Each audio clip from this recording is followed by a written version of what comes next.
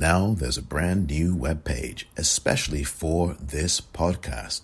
The Politicrat Daily Podcast can now be found on thepoliticrat.com, a brand new page that centralizes all of the places that you can listen to this podcast, the major platforms, and many others at thepoliticrat.com.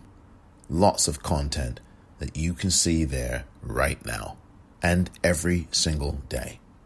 So subscribe now to the Politicrat Daily Podcast and make sure you visit thepoliticrat.com. Thank you.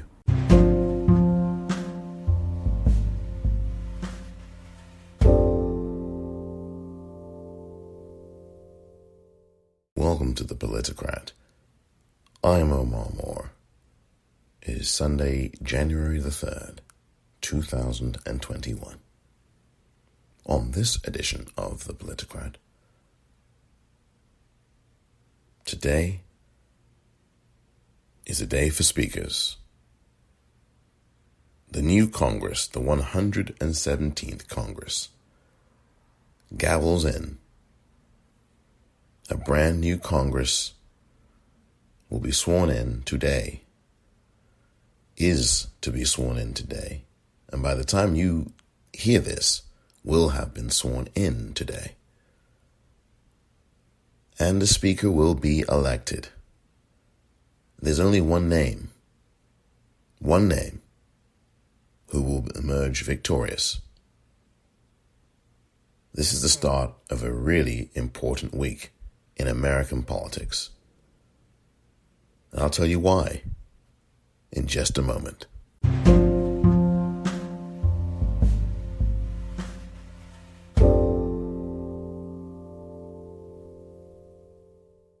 Welcome back. Just a few things to say before getting into what's going to be and what is to be a huge day here on Sunday, January 3rd.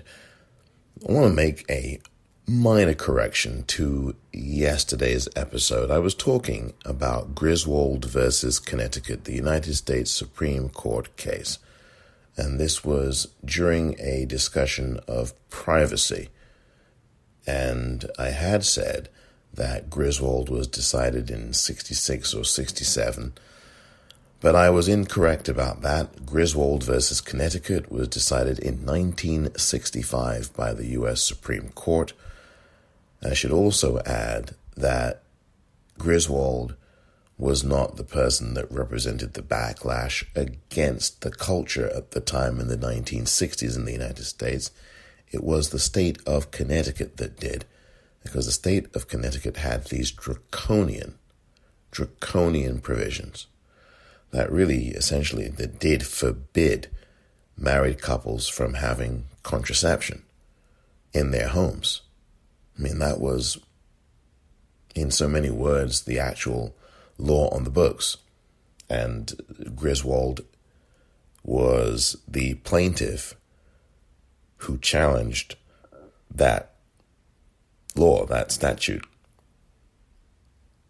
The U.S. Supreme Court agreed with Griswold and overturned the statute, arguing and saying that the right to privacy was something that extended to the bedroom of a couple, a married couple, and said that Griswold was one of the cases that was what certainly I remember in law school as one of those that were among those in the penumbra of right to privacy cases. There were several of them, and they covered I believe the Fourth Amendment. My goodness, my law school days are long behind me.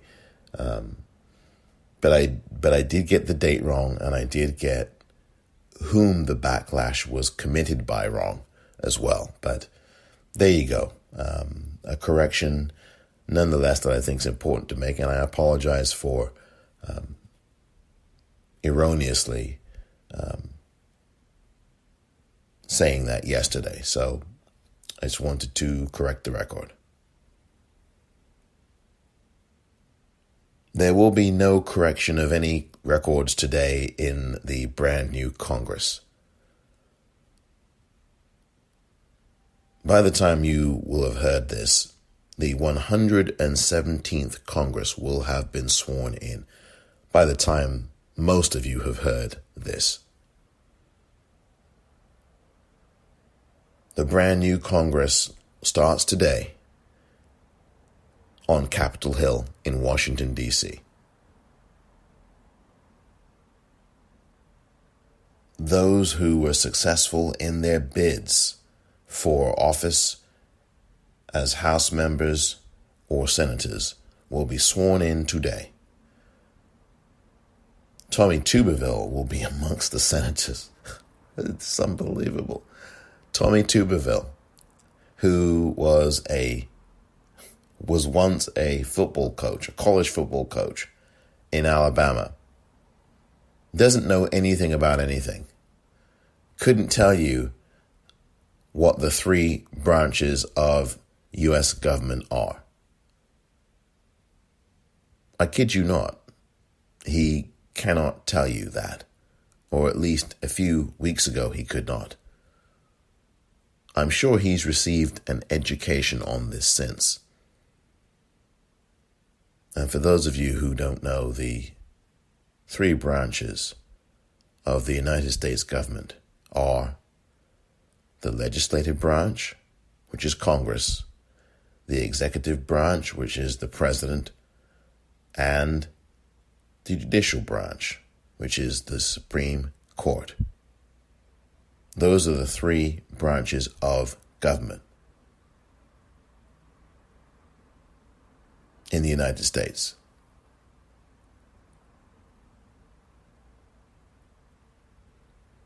So we have the swearing-ins or swearings in to be held today, and also, in addition to that, the Speaker's election, the election for the Speaker of the House, which is today. Now, I did say a few days ago, again, actually on the subject of corrections, I actually should say that I had said that would be January the 6th, but of course, it's today, so I got that wrong as well, and I apologize for that.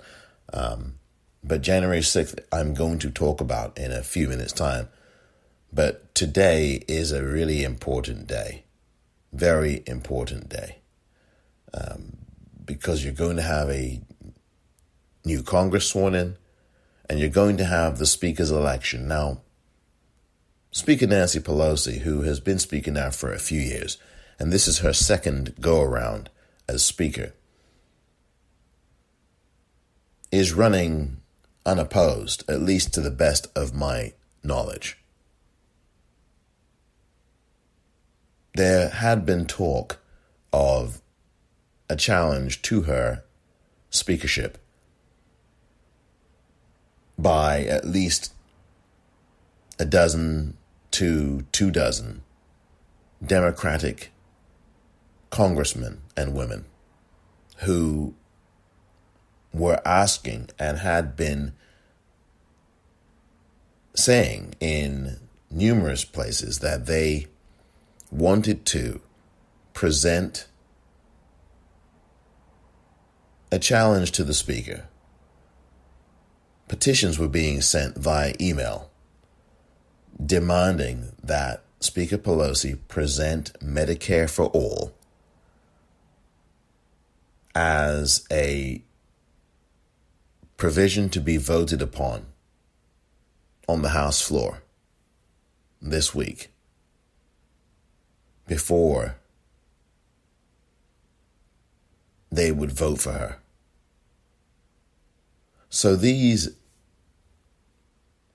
congresspersons had been saying that they would challenge Speaker Pelosi. They were asking for Speaker Pelosi to put on the House floor this week a vote on Medicare for all.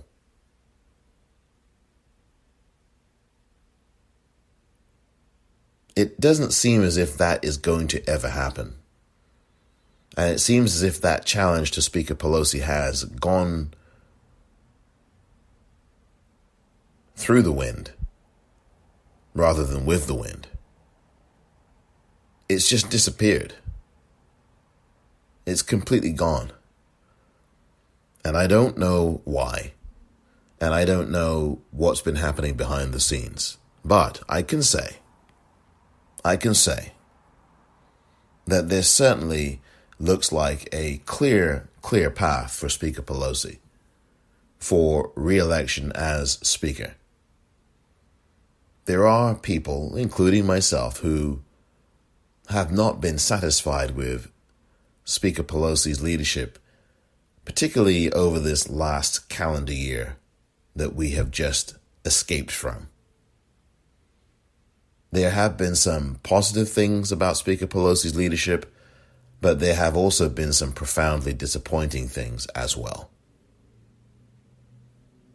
So it would have been great to see Medicare for All come up for a vote. Who knows if it ever will? Perhaps I will be surprised soon, and maybe there will be an air of change in that regard, because I think it's important that everybody in the country have Medicare, have protection, have insurance for their health, especially now during a pandemic. You would think that that would be the operating principle. But here in the United States, things don't come so easy in that way, as I think those of you who live here or those of you who don't live here have seen. Speaker Pelosi, of course, a few weeks ago had said that this would be a game changer when she was asked about the vaccine, about the monies and why the stimulus bill had now changed from an offer of $1.8 trillion by Steve Mnuchin, the Treasury Secretary, who will be leaving in 17 or 18 days from now. I'd say 17 days from now he'd be leaving. When that was put to Speaker Pelosi, why is it now $900 billion instead of $1.8 trillion? She got very upset with the reporter who asked that question of her. And, she got upset with Manu Raju, who asked her about half a loaf. That's what she got upset about. But she didn't get upset with the person who said, why is it now $900 billion? What she said to that reporter was, we have a new day, we have a new president, and we have a new vaccine. I'm paraphrasing, but that's what she said. She did say, this is a game changer now, a new vaccine and a president, a new president. And that just doesn't make any sense. I've talked about that before ad infinitum, so I won't bore you again in this new year with that, but it's well documented what she said. I've played the audio of it. That is not the answer, of course, that people who are starving in the United States, people who are on food lines, food bank lines for the better part of 5, 6, 8, 10 hours waiting for food, wants to hear from the Speaker of the House. She followed that one up with a comment that she made last week or thereabouts when she said that $600, which is the amount at the moment that has been passed and going through in terms of stimulus amounts for a one-time stimulus payment, she made the comment that $600 was a, quote, significant, in quote, amount of money for families. She said that on the House floor. This is somebody who I think is out of touch with the average person. And I'm not even going to go into the things I've said before about Speaker Pelosi. By the way, both Speaker Pelosi and Republican Senate Leader Mitch McConnell received attacks on their homes. They had their homes vandalized, which I will not wish on either of them, as much as I think both of them, in their own very different ways, are not helping the American public right now. I mean, listen, I know people will disagree with me on Speaker Pelosi. There are people on Twitter, for example, who say, well, what's with all these attacks on Speaker Pelosi? Well, this for me, is not an attack on Speaker Pelosi. This is a critique of her. And politicians from any party, if they're not doing something that is in the best interest of the public that they purport to serve, are going to be criticized by anyone, much less myself or, well, anybody. And one of the things I do on this podcast is call out politicians who don't do things right and praise politicians who get things right. I do not think that that should be a lightning rod for anything. I only believe that credit must be given where credit is due, and criticism must be provided where criticism is warranted.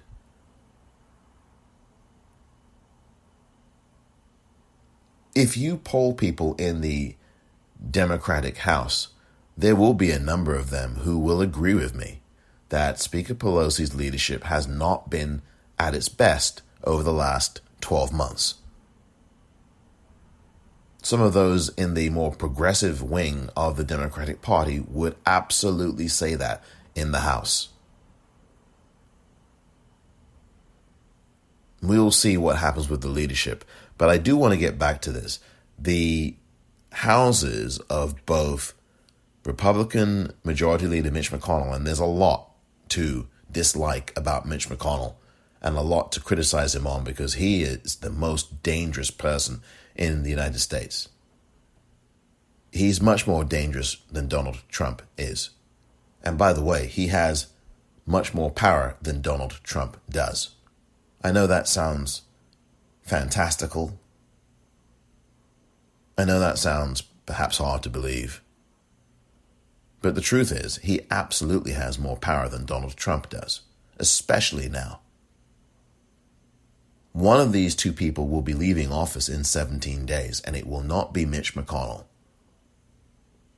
Not only will he not be leaving office in 17 days, but Mitch McConnell will be staying on in office for at least 6 more years, unless he decides to retire.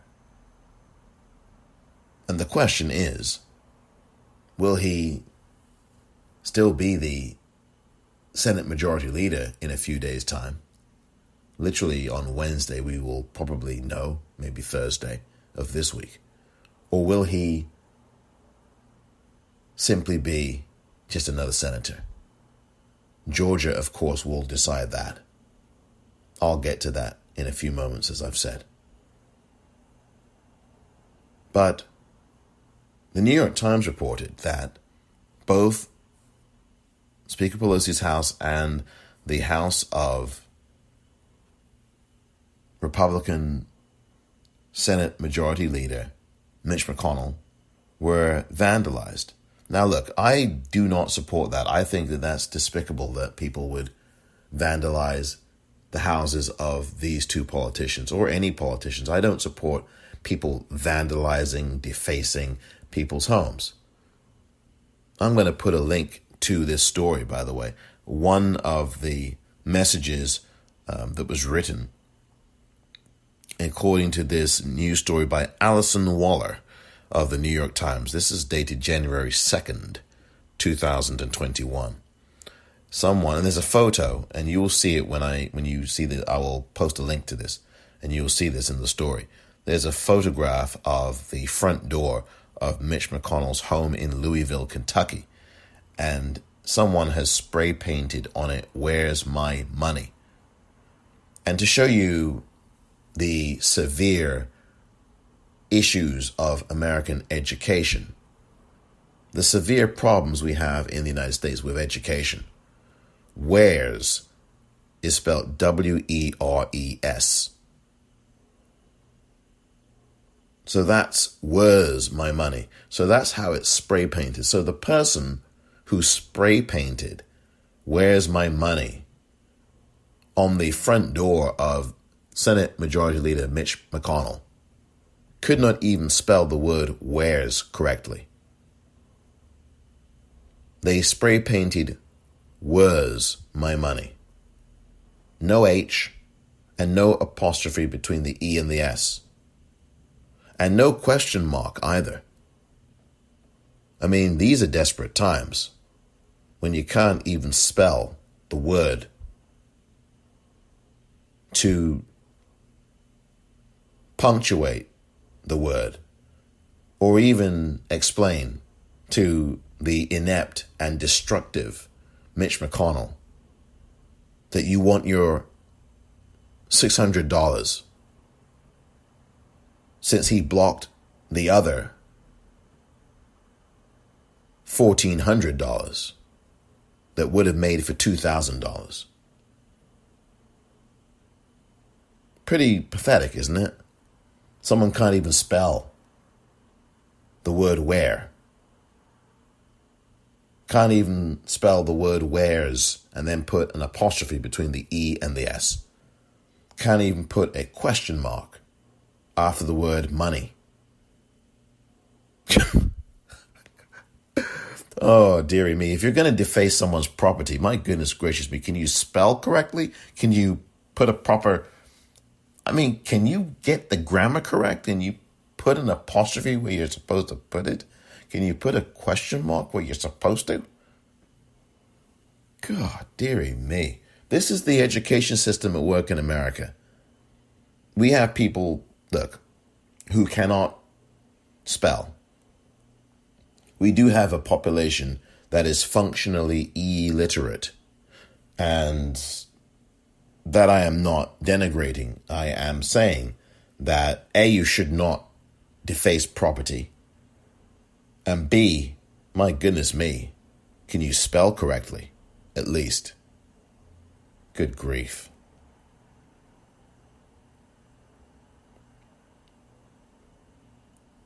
I also do not condone what was left at Speaker Pelosi's house. Literally, again, I've said this before. I do not live very far away from there. I'm I wouldn't say 2 seconds away, but I am in the neighborhood, not far away from where Speaker Pelosi is. And it's quite interesting, to say the least. Here's the same New York Times story. At about 2 a.m. on Friday, San Francisco police officers responded to a report of vandalism at a home in the city's Pacific Heights neighborhood. Graffiti was found spray painted on the garage door and, quote, a pig's head, end quote, was left on the sidewalk, a police department spokesman said. The San Francisco Chronicle reported that the home belonged to Miss Pelosi. The police department did not respond to additional questions, including whether the pig's head discovered on the speaker's property was real or fake. Well, dear. Does it really matter at that point? I think it's horrible anyway. And certainly that a pig would be slaughtered, or a real pig or anything. But I think at that point, with all due respect to animal rights activists and people who fight for that cause, does it matter? You've terrorized and vandalized a person's home, or at least the front portion of it, by leaving a pig's head there. I just don't think that this is the way that people should behave at all, whether they spell something right or not. But this is really not good. And yeah, this is not good. And, again, the guy in the White House will be leaving soon. But this has been going on even before he got to the White House. This kind of anger. And I understand it. People are hurting, of course. Of course they are. And you're going to have that small few out of the people who are hurting take these kinds of measures. This is the atmosphere that Joe Biden and Kamala Harris are going to be wading into in 17 days' time. And I know that they will have the maximum Secret Service protections. There was a story recently that went on about how the Biden transition team are purging out all of these Secret Service people currently on employ because many of them are rumored to be or found to be Trump supporters, actually. So they are absolutely replacing them, which I don't think is a bad idea at all. I think they should.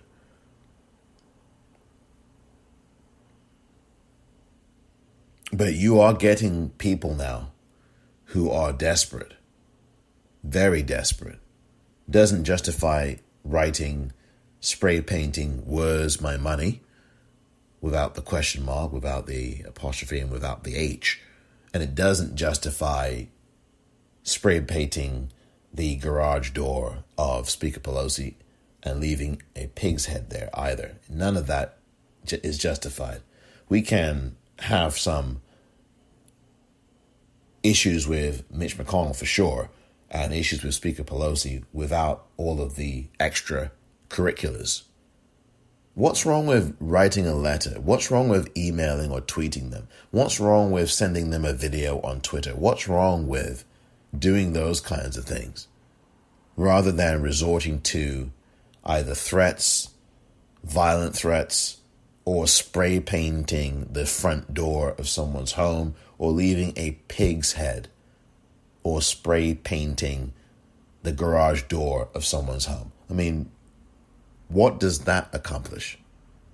I'm guaranteeing you, if you place a phone call to these two members of Congress, it's much more of an accomplishment than spray painting their homes. Spray painting their homes is not going to get any message across. It really won't. So let's dispense with the nonsense as we begin a brand new year, and let's actually constructively lobby Speaker Pelosi, lobby Mitch McConnell, and register our disappointment at what many of the politicians are getting away with. I mean, disappointment doesn't even begin to describe it. But let's make it very clear through communications like email, text, tweet, videos, letter writing, how original and how old-fashioned, that something better must happen. And not only that, let's make sure that we are organized, because ultimately that's the solution. Being organized, presenting an agenda, and making sure that we have conversations about that. I've said this before. I said this last year. I'll say it again this year. Write down the 3 issues that mean so much to you, that matter to you, and make sure that you organize around those. Discuss with friends, family, people who are like-minded. Organize Zoom meetings, organize whatever ways you can communicate electronically, whichever medium you use, and put together a position paper and have regular meetings, and then either join up with other organizations or create your own organization and regularly participate in getting in touch with the people in Washington, D.C. We cannot afford to just vote every 2 or every 4 years. We've got to be more active than that.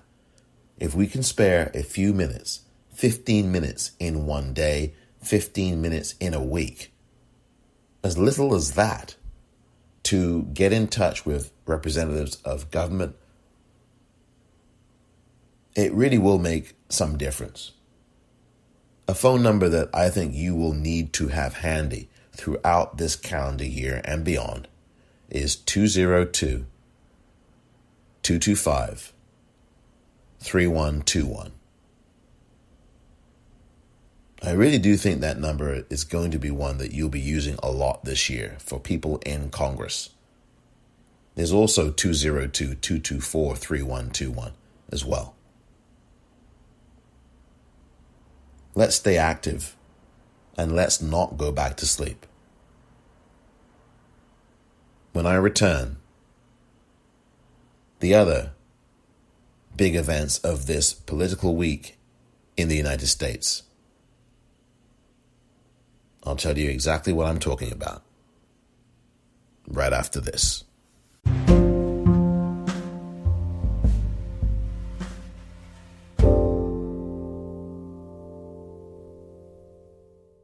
Welcome back.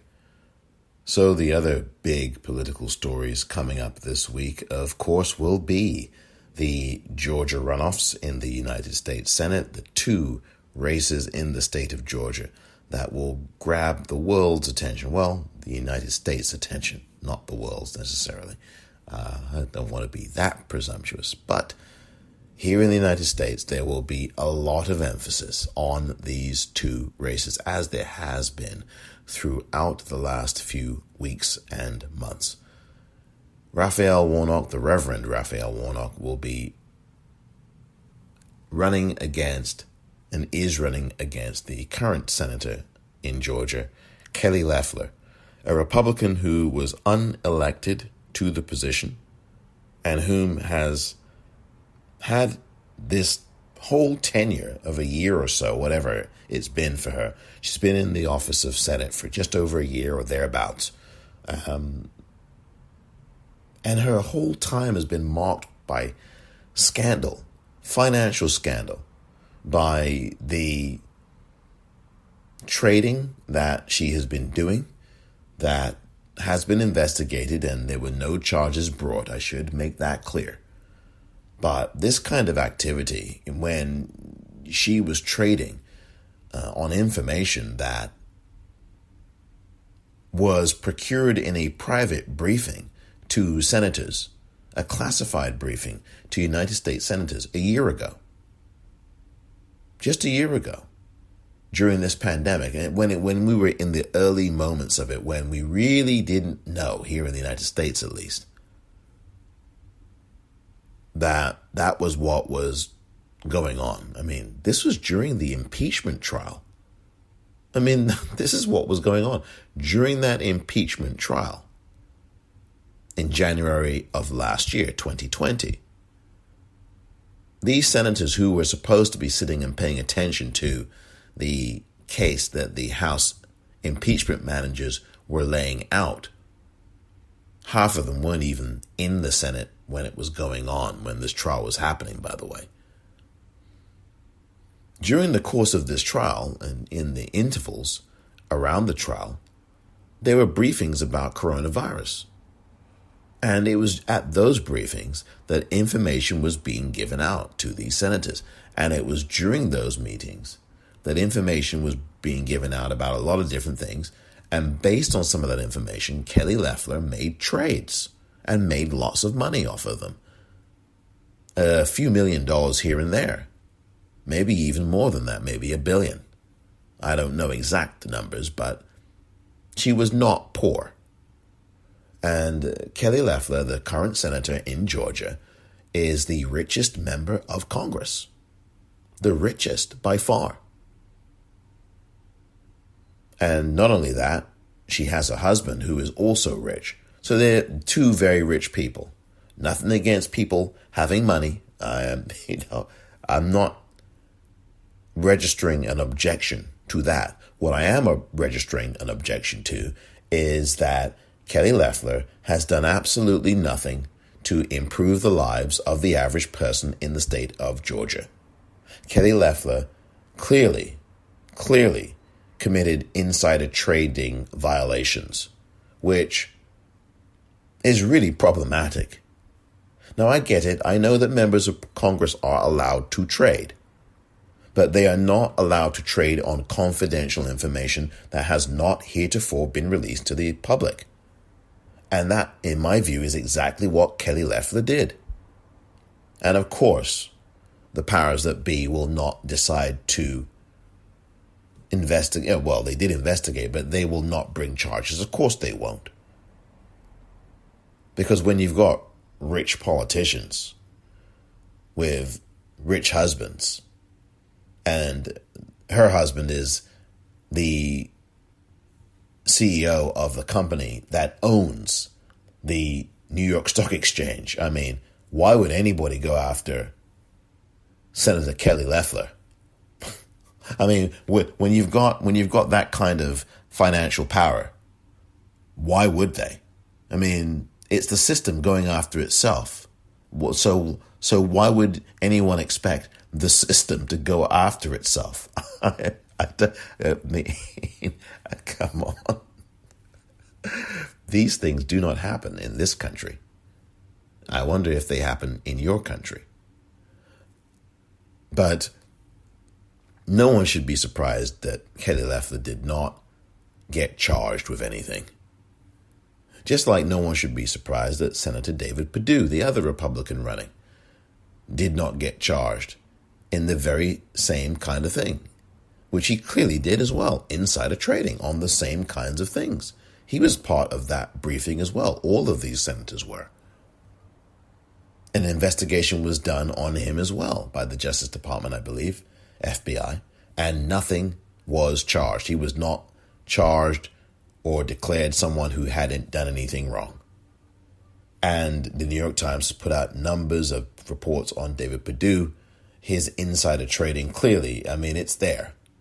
This guy has traded more than any other politician in Congress. He has accumulated large sums of money by doing so. And like Kelly Loeffler, David Perdue has done absolutely nothing to better the state of Georgia or improve the lives of the citizenry of the Peach State. That just hasn't happened. David Perdue has been found wanting. And the voters of Georgia have a huge choice as Jon Ossoff runs against David Perdue. The choice is very, very obvious and clear to me. Had I been a Georgia voter, I know that I'd be voting for Reverend Raphael Warnock and Jon Ossoff. That's what I would have done. I would have done it already. But now early voting is over in the state of Georgia. And the vote on the day of the election, which is this Tuesday, January the 5th, begins. There has been a robust turnout already through the early voting process. Almost 2 million or so people have already voted in Georgia, which is a staggering number of people. This is for an off-year election, essentially. This is for a runoff in January.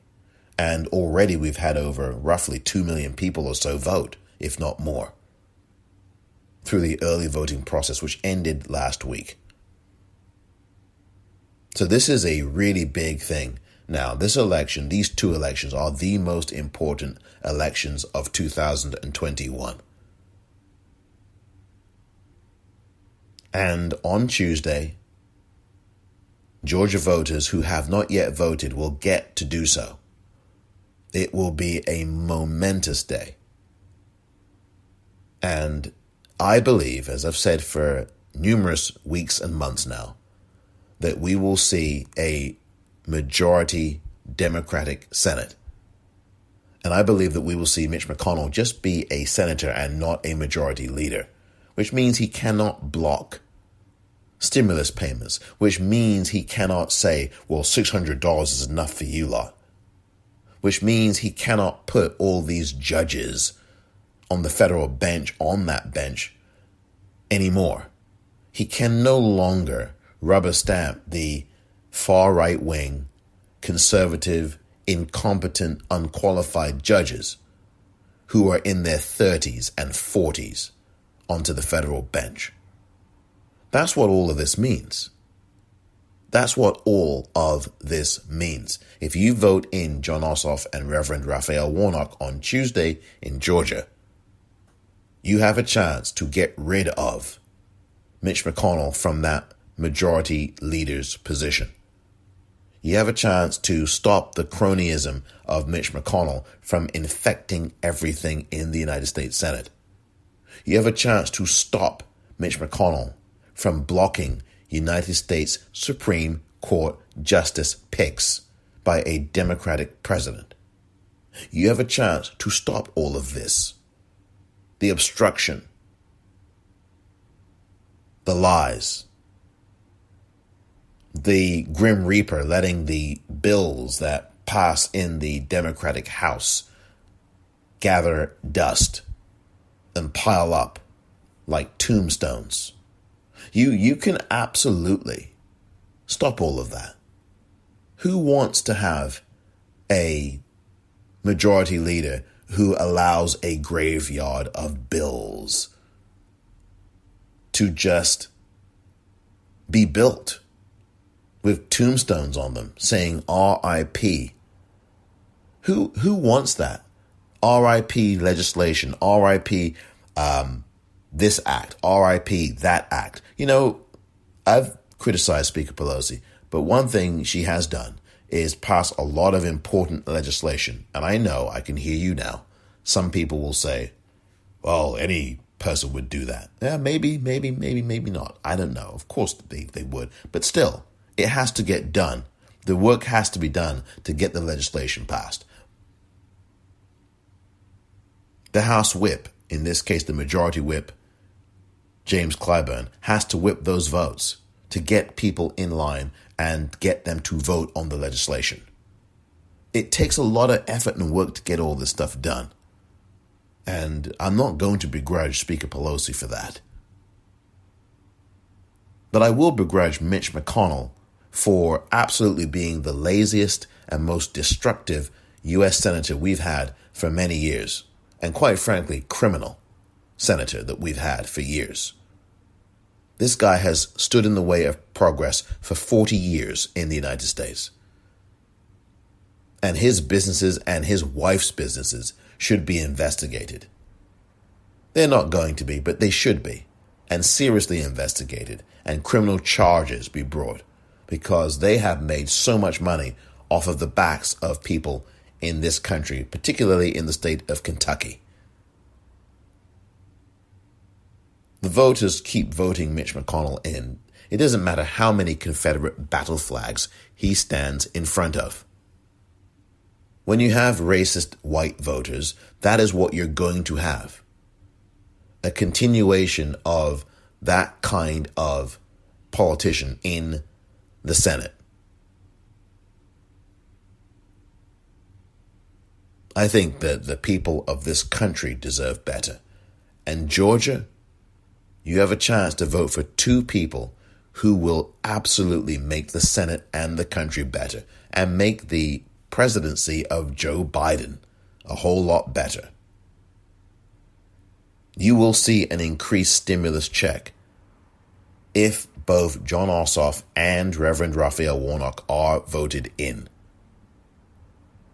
So America, do all you can to make phone calls these next 24 hours or so. If you want a bigger stimulus check, you make sure that you join the campaigns of Reverend Raphael Warnock and Jon Ossoff at Vote Warnock, VOTEWARNOCK. That's V as in Victor, OTEWARNOCK.com. And for Jon Ossoff, electjohn.com, ELECT, elect, John, JON.com. Please go to those two websites. I link to them all the time in the liner notes of every episode. Donate, phone bank, get involved. And let's get rid of Mitch McConnell from that majority leader position. We don't have to vandalize his house. You know, people doing that, you need to be absolutely prosecuted for that. People putting pigs' heads in front of Speaker Pelosi's home just down the road from here, you need to be prosecuted. Honestly, this is just ridiculous. This kind of stuff is pitchfork mentality, and it's dangerous. We need to get involved, not just pathetically sit there. You can't just sit there. Get involved. Please, to those people who do this, get involved in the process. Run for office. All this negative energy, take that and turn it into something positive. Run for some kind of office. It doesn't have to be running against Speaker Pelosi or running against Mitch McConnell. Run for office somewhere. Dog catcher. Whatever it is, please.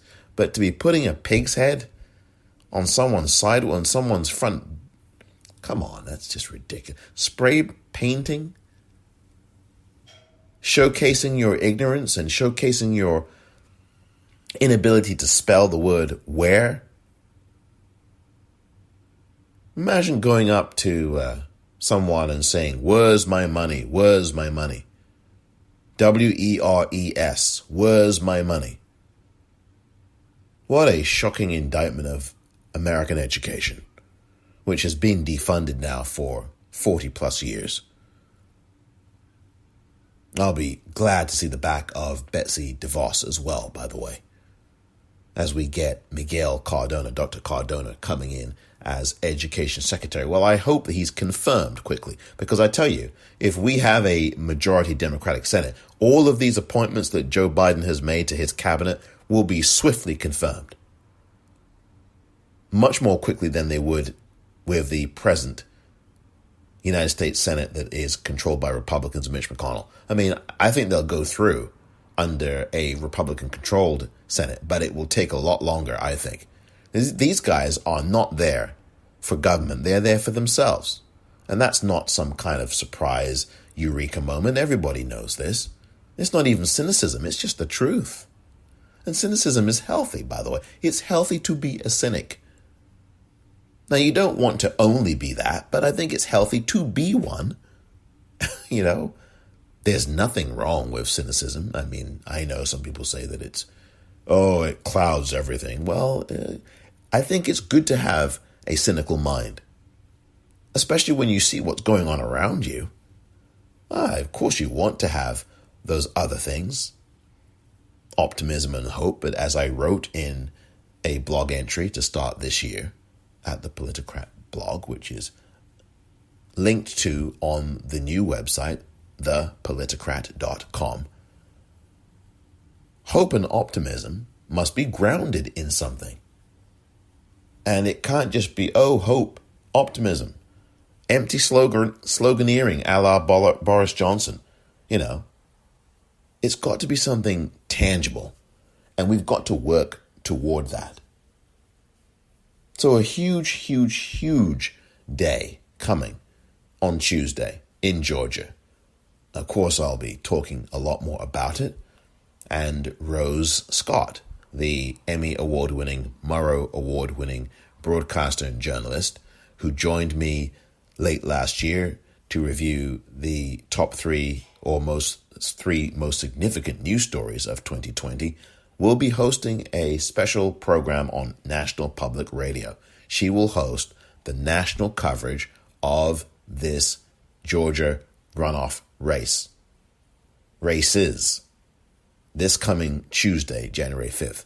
So join Rose Scott on NPR Radio as she hosts the national coverage. Now, I will try to get the exact time that happens, but she will be hosting that coverage live on Tuesday.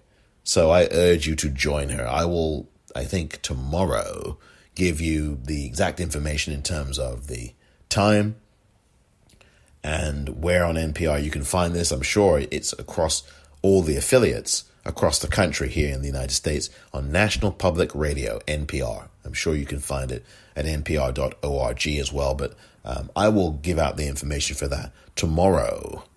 So I hope that you will be listening to Rose Scott. It was great to have her as a guest on here on the podcast late last year. Of course, the other big story coming up this week as well will be the very next day, January 6th. That will be the day that the joint session of Congress occurs.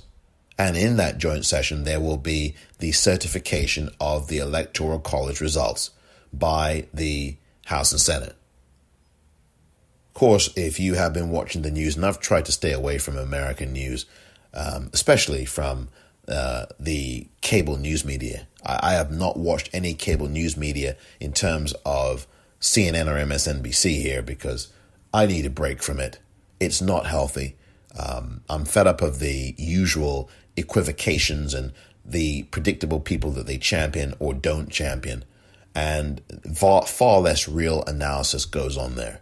And it's just better to read newspapers online and analysis online. I really do. From the reputable places, not from just any old right-wing hack. And not that I read right-wing hacks or left-wing hacks for that matter.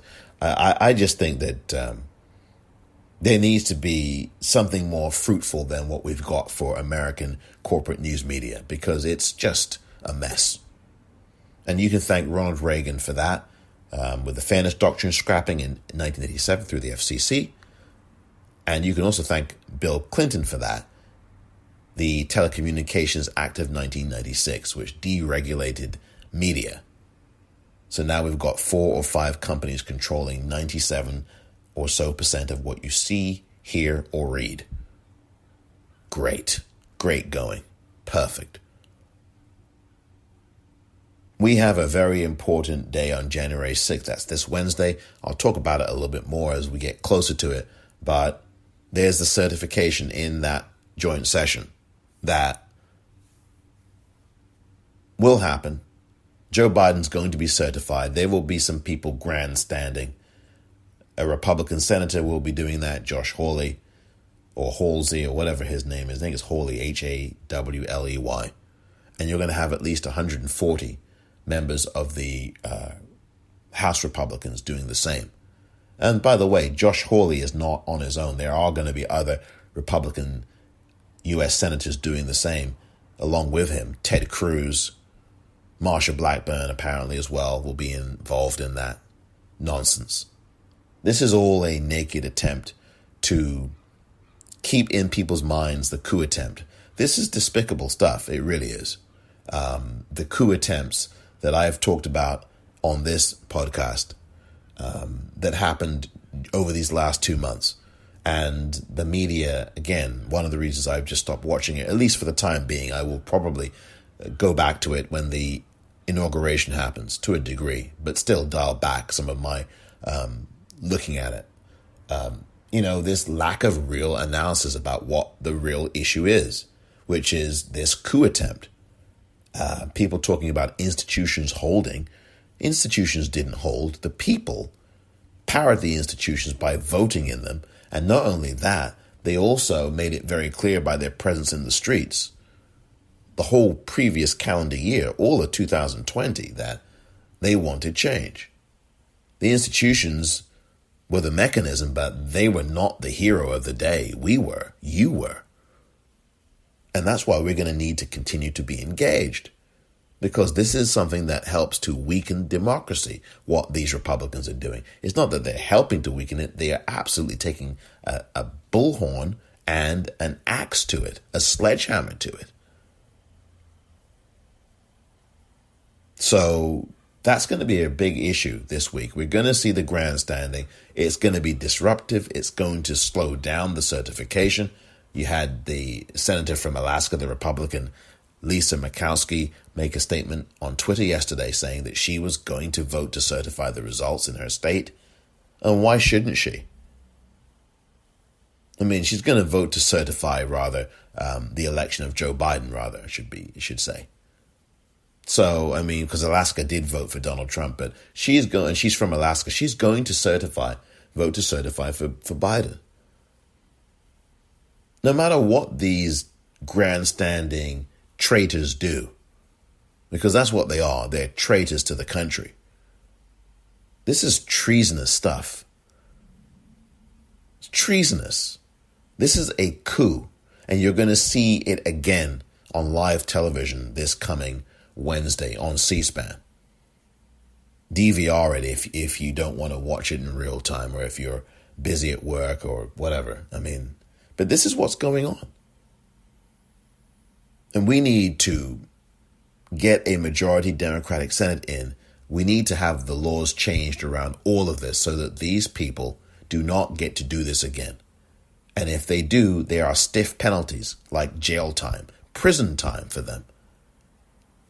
Believe me, that's what has to happen. There needs to be an automatic expulsion from the House or Senate for anybody who engages in the kind of stunt that these traitors are going to be engaging in come Wednesday, January 6th, 2021. There is no question about that. And I really do think that now is the time to start putting up serious roadblocks to people like this who would dare be so audacious and bold as to actually get out there and attempt a coup. I mean, this is something that we cannot abide by. That's why we have to continue to be engaged on all levels. A woman's right to choose, a stronger economy, criminal justice reform, absolutely restructuring the police in this country and taking away the money for all this militarization of police. People talk about defund the police, but nobody defines what that means because it means different things to different people. There needs to be a demilitarization of police. That's what I stand for. Stop giving police budgets all of this money. Stop putting all these provisions in police budgets where they're getting so much money, and most of that money is all about giving them this gear and this armaments, all this weaponry that they do not need because they already have it. Stop over-militarizing the police. Stop doing that. We don't need soldiers in our communities. That's what I'm against. Why do we have to add more military hardware to police? Why do we need that in this country? Tanks. I mean, what is this? And this never happens in white neighborhoods. This happens in our neighborhoods, black neighborhoods, brown neighborhoods. This militarization of police has got to go. If I say defund the police, that's what I'm referring to. Why are we giving police all of this extra hardware? They've got the hardware. They've got the weaponry. They've got the things they need. Why do we need to be giving them billions and billions more dollars of weaponry when they already have it? And why aren't we putting that money into better community policing or restructuring the police? I mean, that's just, and these police unions make so much, I mean, they've got so much power now. It's just absurd and insane. So we've got so many other issues that we need to get involved in 2021. I mean, that just has to be our mandate, doesn't it? We have a mandate. 81 million of us plus have a mandate in this country, the US of A. So why don't we get to work and make sure that we do what we need to do in order to fight for a better country and a better planet? There's so much more agenda items like the environment, climate, so many things I've not even mentioned. But you know what your 3 issues are. So this is the time to start activating yourself around those issues. Present an agenda to Biden and Harris and to this incoming Congress. Whoever your congressperson is, whoever your 2 senators are in this 117th Congress, please do me a favor. Once you find out who they are, drop them a line. Do not spray paint their homes.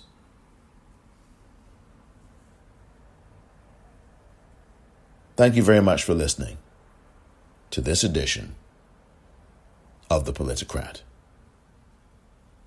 I'm Omar Moore.